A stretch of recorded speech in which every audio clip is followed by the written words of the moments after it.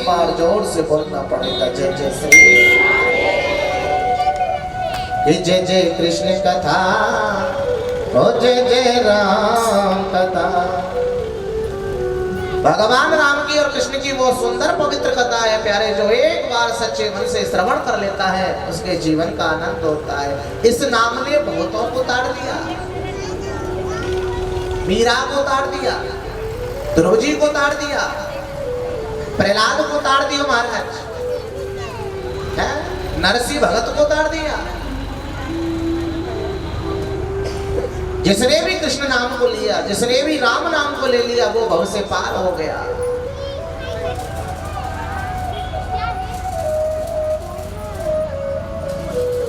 चाहे वो पशु हो चाहे पक्षी हो, जटायु तो पक्षी था, गजेंद्र तो हाथी पशु था, फिर भी भगवान ने उद्धार कर दिया।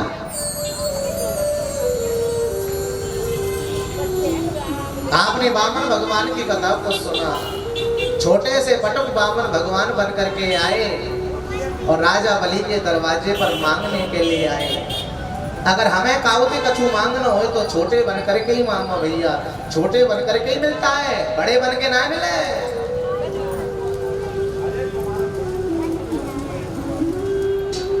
श्री सुखदेव जी कहते हैं राजन,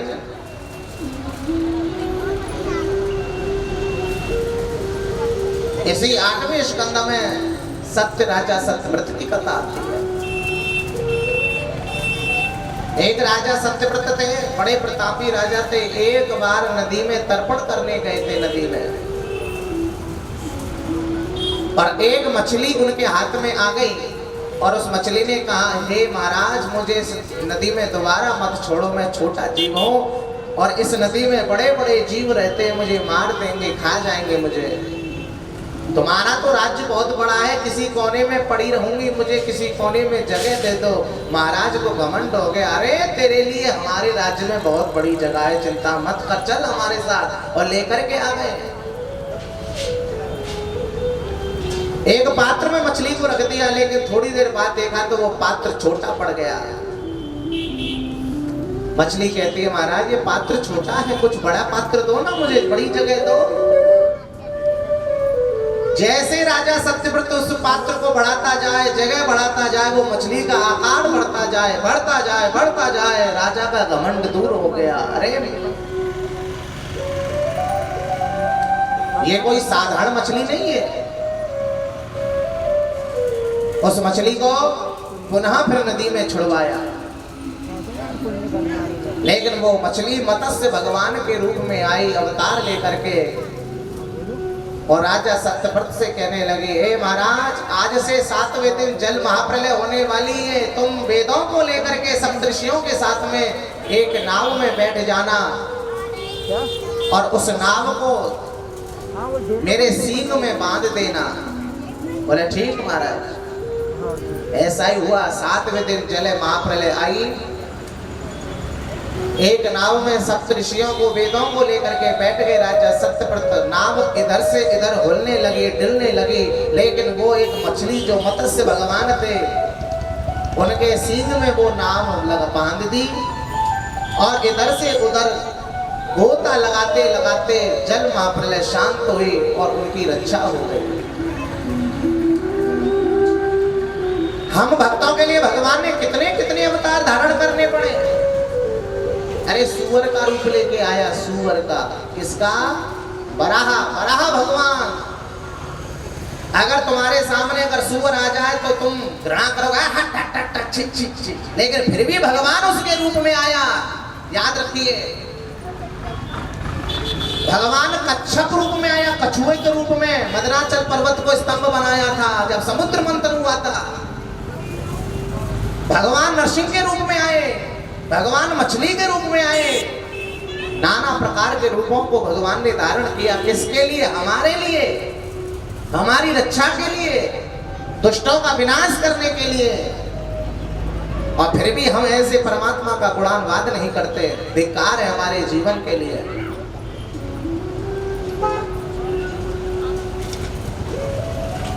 श्री सुखदेव जी कहते हैं, हे राजन परीक्षित, यहाँ अष्टम स्कंद विश्राम लेता है, नौवां स्कंद प्रारंभ होता है और नौवें स्कंद में भगवान श्री राम का अवतार हुआ। किसका अवतार हुआ?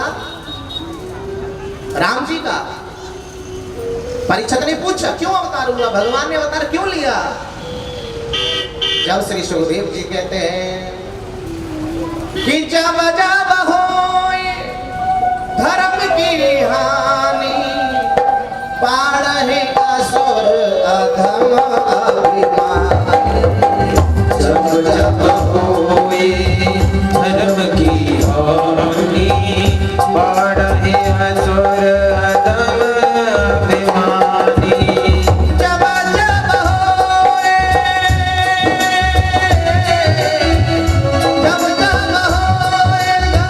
धर्म की हानि पाढ़े असुर जब जब होए धर्म की हानि पाढ़े असुर अधम अभिमानी। जब जब संसार में हानि होती है, अधर्म बढ़ता है, भगवान अवतार लेकर के आते हैं। परीक्षित ने पूछा भगवान आखिर भगवान ने अवतार क्यों लिया? क्या कारण था भगवान का अवतार लेने का? ऐसा कौन सा दुष्ट पैदा हो गया जिसके कारण भगवान को अवतार लेना पड़ा? श्री सुखदेव जी कहते हैं राजन, सबसे बड़ा दुष्ट हुआ रावण। कौन हुआ? जोर से बोलो। रावण। उस रावण के लिए भगवान ने अवतार लिया। ये रावण कौन है? ऋषि विश्वशर्मा का पुत्र है। परीक्षित ने पूछा ऋषि विश्वशर्मा एक महात्मा है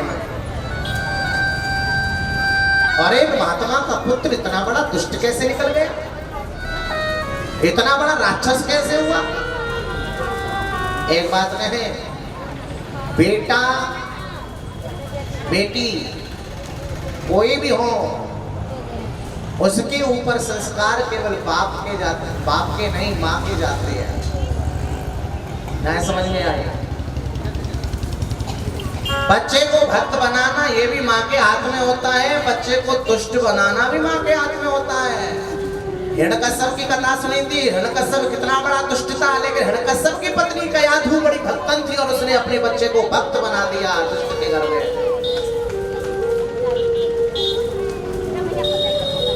और ये ऋषि विश्वशर्मा महात्मा संत और इनकी पत्नी केकसी दुष्टनी है और इसके आचरण पे उसका पुत्र दुष्ट बना।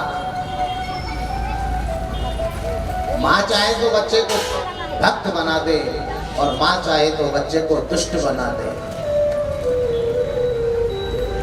जो कि बाप इतना नजदीक नहीं रहता बच्चों के जितना नजदीक माँ रहती है। माँ को पल पल की खबर है हमारा बेटा बेटी कहाँ जा रहा है, किस आचरण में चल रहा है।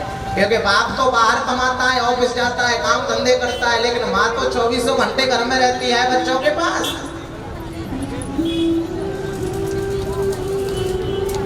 और माँ को पल पल की खबर है।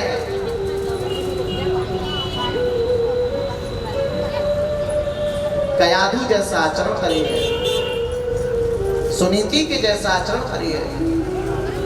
विश्वशर्मा की दो पत्नियां हैं, एक केकसी और एक मंदाकिनी। मंदाकिनी के कुबेर हैं और केकसी के रावण, कुंभकर्ण, ओहो शूर्पणखा। जो प्राणी दुष्ट होता है ना वो दुष्टता को प्राप्त होता है, याद रखिए।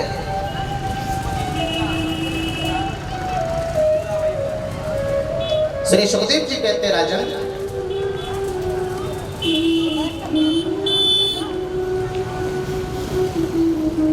जब कुबेर ने लंका को जीत लिया, लंका को ले लिया और पुष्पक विमान को भगवान भोलेनाथ से लिया। भगवान शंकर का भक्त है ये।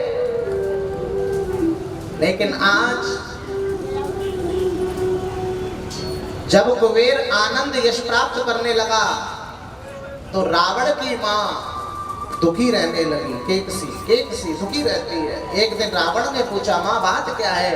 जबकि किसी ने कहा देख मेरी सौतन को छोरा कितने कितने आनंद भोग रहा है, ऐशो आराम प्राप्त कर रहा है, तुम वैसे ही मर गए।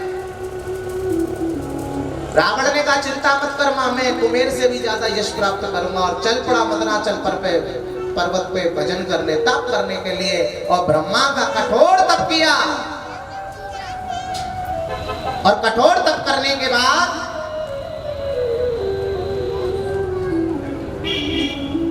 ब्रह्मा जी प्रकट होकर के आए। ब्रह्मा जी ने कहा हाँ भाई क्या चाहते हो बताओ।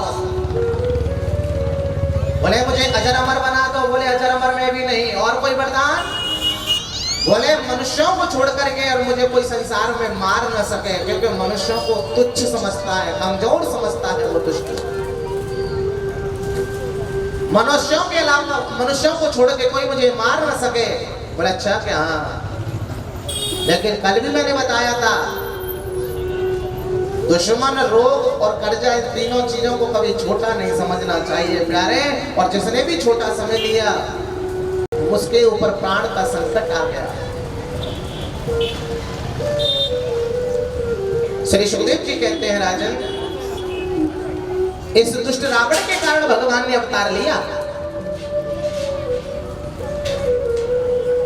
ये रावण कौन है? ये रावण अगले जन्म का जालंधर है, जालंधर यानी कि शंखचूड़ है, जो वृंदा का पति है। वृंदा को तो जानते हो, वृंदा का नाम सुना है, बहुत बड़ी पतिव्रता नारी है वृंदा। ये जालंधर, ये शंखचूड़ इतना बड़ा दुष्ट था, इतना बड़ा दुष्ट था कि इसने सबरे देवताओं को जीत लिया, ब्रह्मा विष्णु महेश सबको परास्त कर दिया, क्योंकि इसके पीछे इसकी पत्नी की ताकत है। पतिव्रता नारी में वो ताकत होती है कि हर कार्य को सामर्थ्य से कर सकती है। याद रखना, देवताओं को झुका सकती है। आपने सती अनुसुईया की कथा सुनी है? बहुत बड़ी पतिव्रता नारी थी, अत्रि मुनि। ओहो, अत्रि ऋषि की पत्नी अनुसुईया, जिसने ब्रह्मा विष्णु महेश तीनों देवताओं को छोटे छोटे बालक बना लिया और अपने आंगन में झूले में झुलाया। पतिव्रता नारी के अंदर बड़ी सामर्थ्य होती है साहब।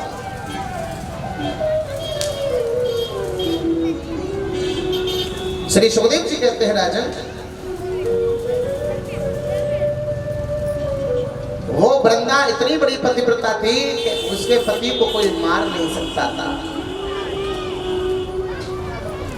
भगवान शंकर को भी उसने कई बार पराजित कर दिया। एक बार भगवान शंकर विष्णु जी के पास गए और भगवान विष्णु से कहने लगे, प्रभु कोई ऐसा उपाय है जिससे ये जालंधर शंखचूड़ मर जाए? भगवान शिव जी से कहा, भोलेनाथ से कहा कि हे विष्णु ने कहा, प्रभु जालंधर शंखचूड़ को मारने का एक उपाय है, जब तक उसकी पत्नी वृंदा का पतिव्रत धर्म नष्ट नहीं होगा, जब तक वो मरने वाला,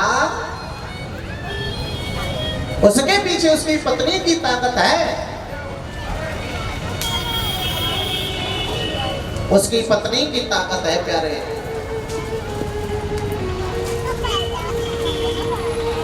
बोला अच्छा क्या? हाँ महाराज।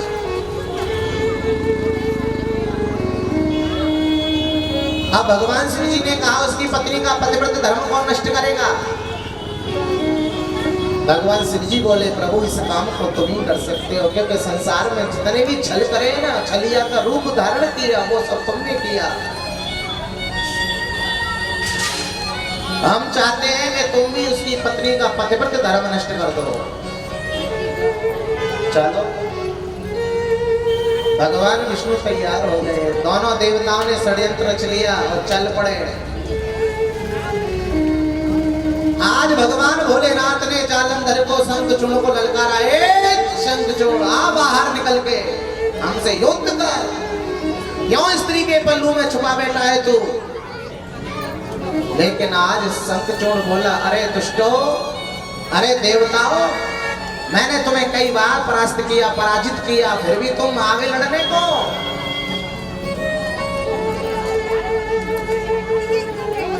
आज भगवान भोलेनाथ बोले, अरे तू बाहर निकल, पहले अंदर बात मत कर। शंखचूड़ चलने लगा लड़ने के लिए, लेकिन आज वृंदा का मन घबराने लगा। वृंदा ने शंखचूड़ को रोका। शंखचूड़ से कहती है, आज मेरा मन उदास हो रहा है, आज आप जाइए मत। एक बात बताएं, अगर घर में कोई अनहोनी होने वाली होती है ना, तो माताओं का हृदय पहले से ही मन उदास होने लग जाता है, दिल कांपने लग जाता है साहब, मन घबराने लग जाता है। आज वृंदा कहती है कि मेरा मन उदास हो रहा है, आज मुझे कुछ अच्छा नहीं लग रहा है, आप लड़ने मत जाओ। लेकिन शंखचूड़ कहता है, तू पागल हो गई है, मैं जाऊंगा लड़ने के लिए। बोले अच्छा क्या? हाँ, और चल पड़ा। इधर शंखचूड़ तो भगवान शिव जी से लड़ने के लिए चला है, और इधर भगवान विष्णु जी, नारायण भगवान जो है, जालंधर शंखचूड़ का रूप लेकर के वृंदा के पास आ गए। जैसे वृंदा के पास आए, मुस्कुराने लगे। भगवान की मुस्कुराहट में वो जादू है कि आज वृंदा समझ न सकी। और वृंदा ने कहा, स्वामी अभी अभी तो तुम गए थे, लौट के दोबारा आ गए, लेकिन आज भगवान ने कहा, वृंदा जब हमने बाहर जाके सोचा कि हमारी पत्नी बार बार रिक्वेस्ट कर रही है, रुकने के लिए कह रही है, तो फिर हमारा मन नहीं हुआ जाने को, हम लौट के आ गए। और भगवान नारायण ने, भगवान विष्णु ने वृंदा के पतिपत धर्म को नष्ट कर दिया, सतीत्व को नष्ट कर दिया। और शंखचूड़ के गले में एक पुष्प माला थी, मोतियों की माला थी, वो टूट गई। और भगवान भोलेनाथ ने अपने त्रिशूल के द्वारा आज शंखचूड़ को मार डाला, खत्म कर दिया। बोलिए शंकर भगवान की जय हो। बंदो, जब वृंदा को पता चली कि आज मेरा पतिव्रत धर्म नष्ट हो गया, मेरा पति मारा गया, आज मेरे साथ में छल किया। भगवान तो हजारों के छल को देख लेते हैं, लेकिन भगवान कब छल करे इसको कोई पता नहीं चलता साहब। सती ने छल किया था तो भगवान समझ गए थे, हैं? भगवान कहते हैं कि जिनके का पाटा दम्ब नहीं माया, दम्ब नहीं माया, जिनके हृदय बसौर गुनाया, जिनके हृदय बसौर गुनाया, जिनके का पाटा दम्ब नहीं माया। श्री राम जय राम जय जय राम। जिनके कपट दम्ब नहीं माया, तिनके हृदय बसौर गुराया। भगवान किसके हृदय में बसता है?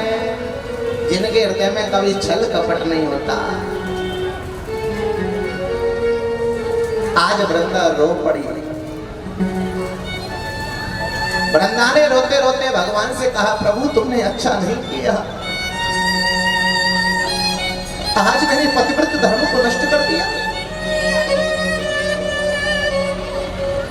तुम्हें दया नहीं आई, तुम कठोर बन गए, पत्थर के बन गए। अरे मैं तो तुम्हारी भक्त थी, मैं तो तुम्हारा नाम लेती थी, और तुमने मेरे साथ ही छल कर दिया। तुम्हारा मन काला हो गया। भगवान मैं भी तुम्हें श्राप देती हूं कि आज से तुम काले पत्थर के ही बन जाओ।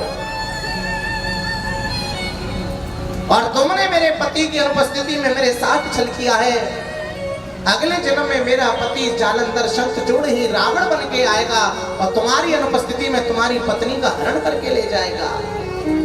श्राप दे दिया, श्राप दे दिया। भगवान मुस्कुराने लगे, और वृंदा के श्राप के कारण भगवान शालग्राम के वेश में आए। किसके वेश में? शालग्राम देखे ना, काली सी छोटी सी बटिया पत्थर की काली होती है ना, वो शालग्राम वृंदा के श्राप के कारण बने थे।